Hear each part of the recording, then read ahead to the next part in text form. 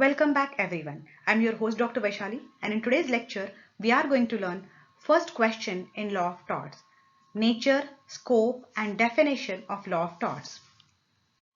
In a question paper, if there is a question on what is torts or what is law of torts or what is the definition of law of torts, please try to mention all the points which we are going to discuss in today's lecture. So what are the points?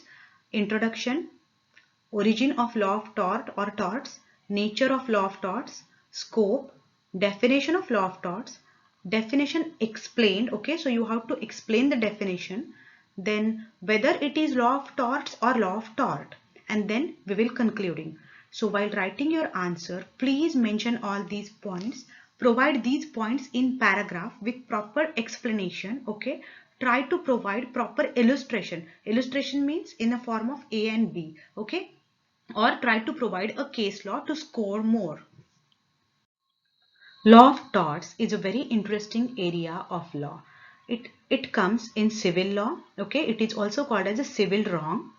The word tort is derived from French word which means French word tortum, which means twisted or wrong.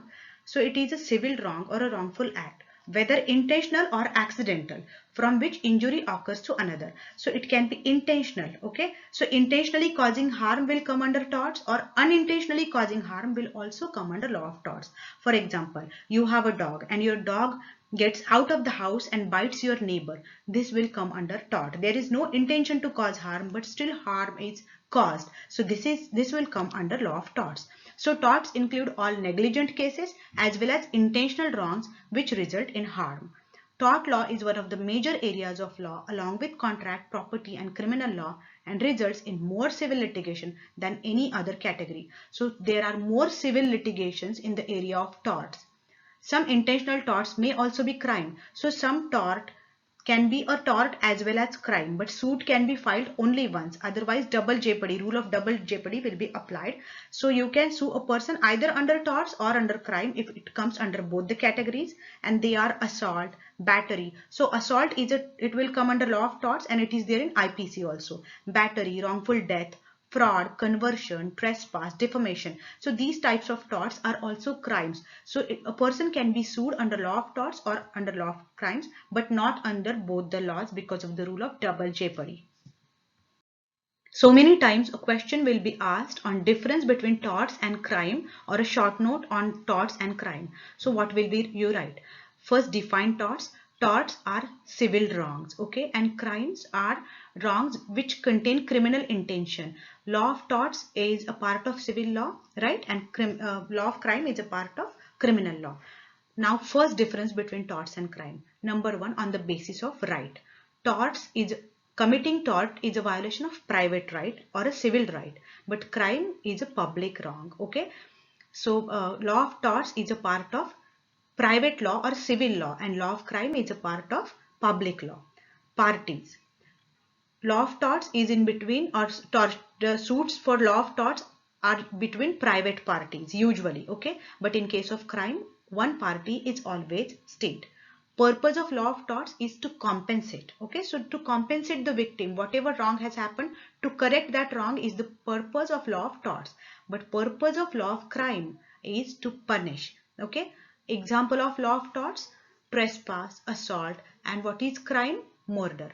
So what will be, you will write in this difference, what is the definition of torts? Torts is a civil wrong, intentional or unintentional, in which injury is happened. Okay, what is crime? Crime is a thing, or crime is an act which is made punishable under the criminal law of your country. IPC is a criminal law, POSCO is a criminal law. So if an act is punishable under these laws, or TADA or POTA, okay, and if it is punishable under these laws, it is a crime. So definition of tort, definition of crime. Example of tort, example of crime. Then in tort, it is a violation of private right. In case of criminal law, it is a violation of public right, or it is a public wrong. In case of torts, it is between two private parties. In case of crime, it is between a private party and state. So in case of crime, second party is always a state. Tort is a part of private law. Crime is a part of public law. Okay. Purpose of law of torts is to compensate the victim. In case of crime, it is to punish a wrongdoer. Examples of torts, examples of crime. So you have to explain. So how will you write? Write definition of torts, write definition of crime, write the points of difference 1, 2, 3, 4, 5, and provide proper examples or illustrations. A question will be asked in your exam. What is the difference between torts and contract? While providing that, write about torts, definition of torts, definition of contract. Okay, so what is torts? It is a civil wrong, okay, unintentional or unintentional, in which injury is happened to another person. What is contract? An agreement which is enforceable by law. So agreement is a base of contract. In torts there is no agreement. So first difference is agreement. In case of torts there is no agreement between the parties, okay, but in case of contract there is an agreement in between the parties. Second, regarding breach of duty. In case of torts, there is no duty towards each other. So parties do not have any duty towards each other. It's okay. But in case of contract, there is a breach of duty. If suit comes in front of a court, breach of duty happens from one of the parties. Okay. Example of law of torts, trespass. Example of law of contract, breach of agreement. Okay. So what is example? If you are going to your house and accidentally you step on your neighbor's lawn and your neighbor sues you for trespass. Okay, so this is an example of torts. Breach of agreement or breach of contract. There is an agreement between A and B. A promises B that I will give you my horse for 50,000 rupees on Monday, and A refuses to do his duty. So breach of contract happens in this case. So provide proper examples. Next question is how tort is different from breach of trust. Okay, in tort the damages are unliquidated. Unliquidated means which cannot be measured easily or which will be measured by court. But in case of breach of trust, they are liquidated, means decided or ascertainable before the beneficiary brings action against the trustee. So this and this much loss is happened. So that damages can be decided or ascertainable. Okay, you can tell that this much damage happened. But in case of torts, it is for unliquidated damages. Nobody knows how much damages happen, and it is up to court to decide how to provide those damages. Next point which you are supposed to cover is origin of law of torts. The origin of law of torts can be traced to Roman precept Alterium non ledere. The maxim means not to injure another, that is not to hurt anyone by deeds or by words. So if a person hurts another by his act, deed means act, or by his words, okay, it will come under the definition of tort. But in India, it has its origin in British common law. So Britishers gave law of torts to India. Indian Penal Code criminalizes certain areas of tort law. So certain torts are torts as well as crime, and they are covered under Indian Penal Code. Tort law is relatively young area of law in India. It is still not codified. Remember, apart from referring to local judicial precedents, courts have readily referred to case laws from another common law jurisdictions such as UK, Australia and Canada. So these countries, they also follow the same law of torts or same case laws as we follow in India. Judicial activism has expanded scope of law of torts to a measurable extent. For example, a concept of absolute liability, which is provided by Indian judiciary. So remember, in India, origin of law of torts is traceable back to British law, and roots of British law are there in common law. Still, it is not codified in India. Okay, a part of law of torts which comes under Indian Penal Code as well, that part is codified in the form of Indian Penal Code.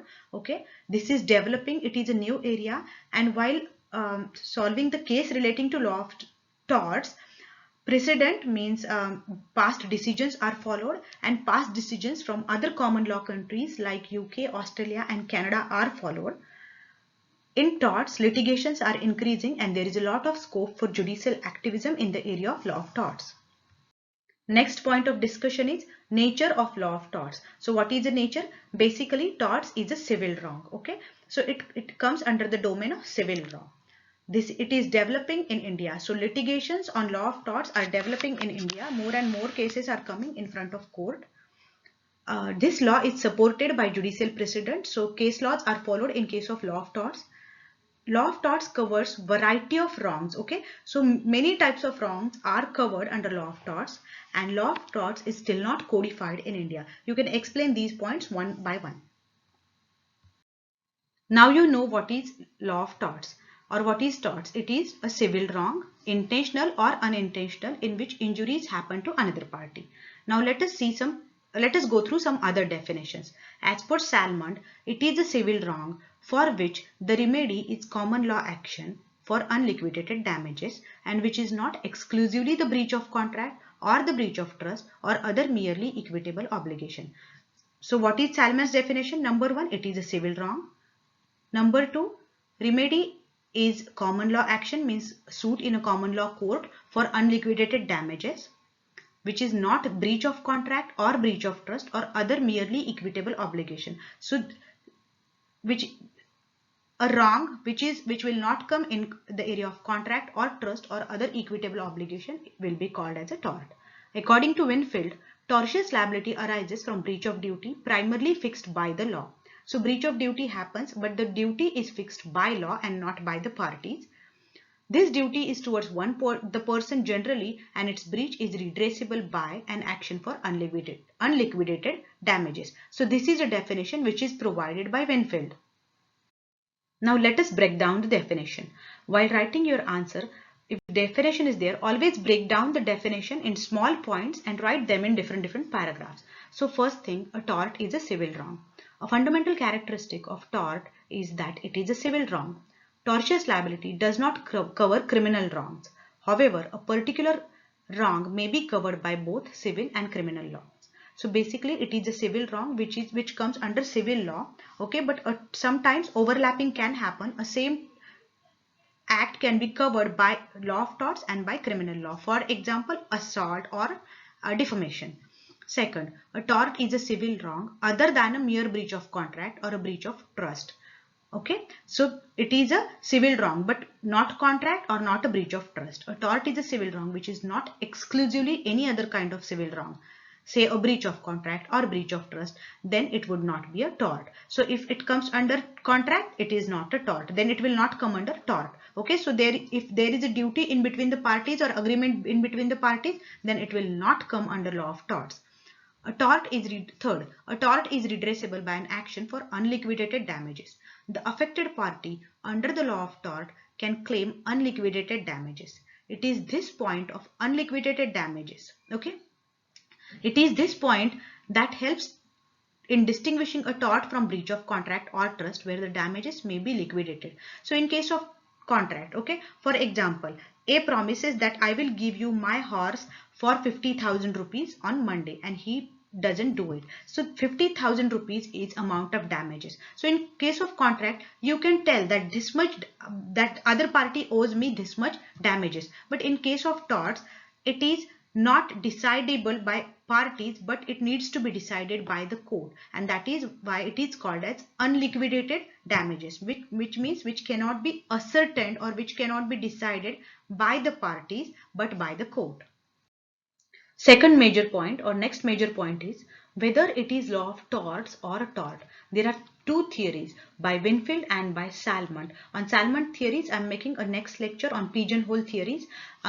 Please refer that lecture also.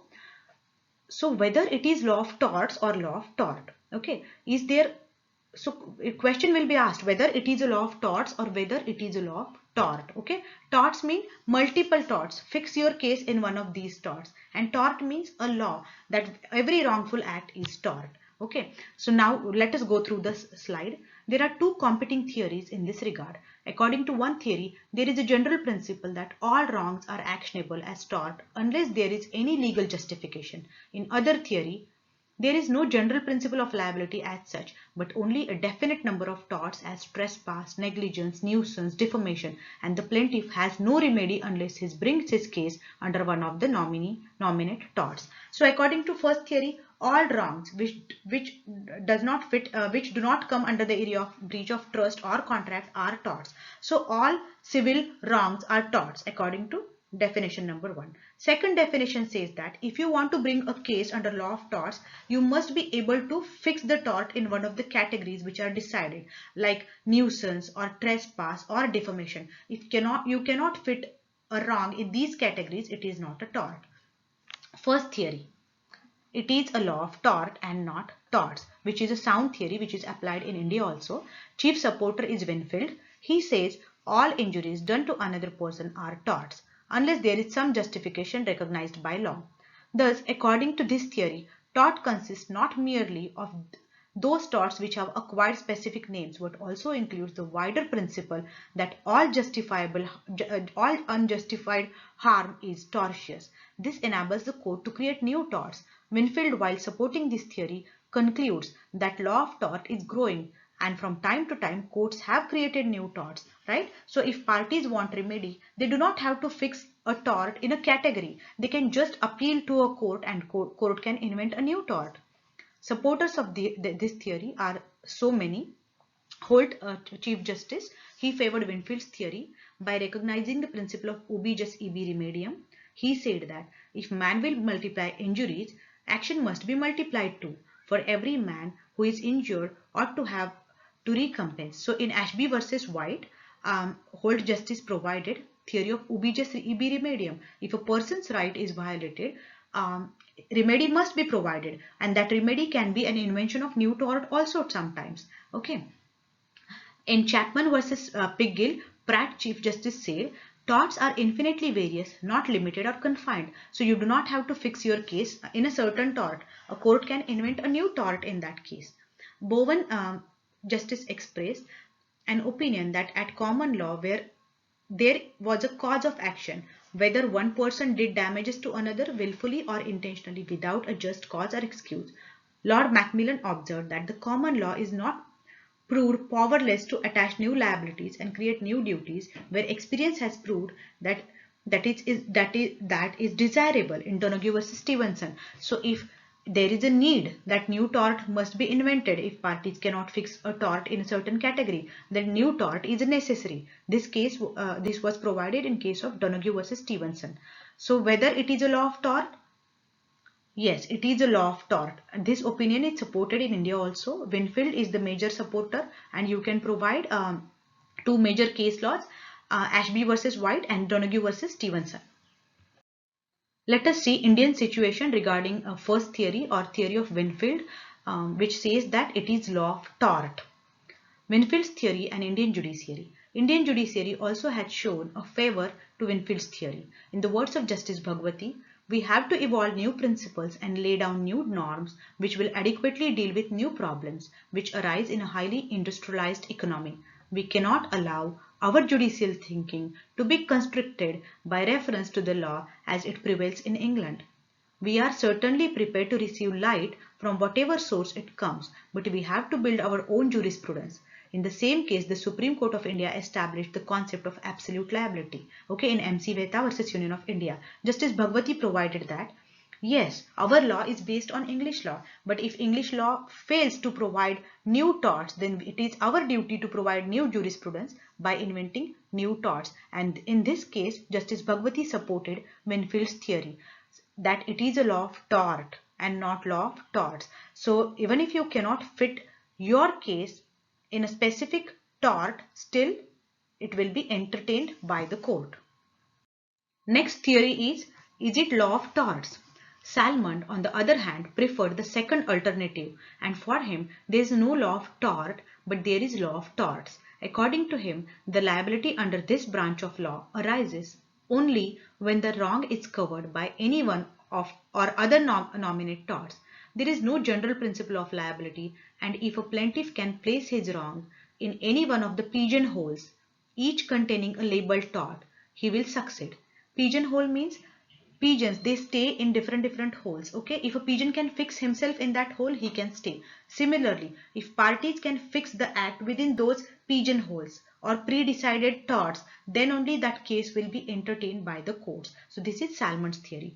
According to Salmond, just as the criminal law consists of body of rules establishing specific offences, so that law of tort consists of body of rules establishing specific injuries, right? It is law of crimes because crimes are defined. Fit your case in a crime, make it fit it in the area of murder or culpable homicide, and then it will be entertained by court. Similarly, fix your tort in a certain category and then only it will become a tort. Supporters of this theory, Professor Dr. Jenks, he favored Salmon's theory. He was, however, of the view that Salmon's theory does not imply that courts are incapable of creating new torts, but he just provided that parties must fix their case in a certain category.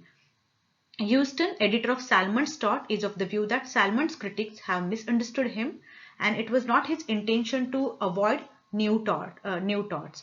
Professor Glenville Williams wrote, to say that the can be collected into pigeonholes does not mean that those pigeonholes may not be captious, nor does it mean that they are incapable of being added to. So Professor Glenville supported that new pigeonholes or new slots can be attached. Okay, so new slots can be created and new torts will be invented. So in short, they supported Salmon's theory.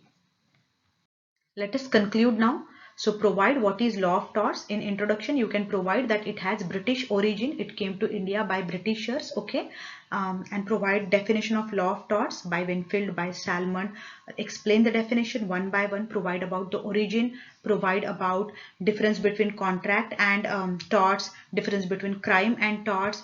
Breach of contract or breach of trust and torts. Okay, and then provide these two theories. In India, it is law of tort and not torts because it is evolving. So we support Winfield's theory in India, provide Justice Bhagwati's opinion. Okay, and then that's it. Conclude. You can criticize Salmon's theory further. While supporting Salmon's theory, he observed that court can create new torts.